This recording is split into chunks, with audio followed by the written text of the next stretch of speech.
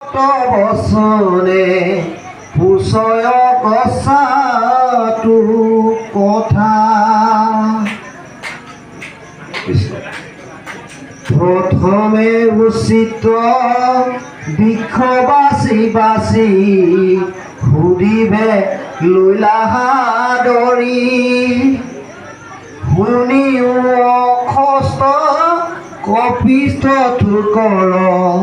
কাঞ্চন চম্পকা পোপা কৰি কৃষ্ণ কটাক্ষ সাক্ষীতে চিত চুৰি কৰি লৈ যান্ত নন্দ কুমাৰ হেনয় চুৰক দেখাই দিয়া হৰি সাধাবৰ বুদ্ধ ও তোমাৰে হে পুষ্প আমি হব প্ৰাণী সমস্তে দেৱ পূজন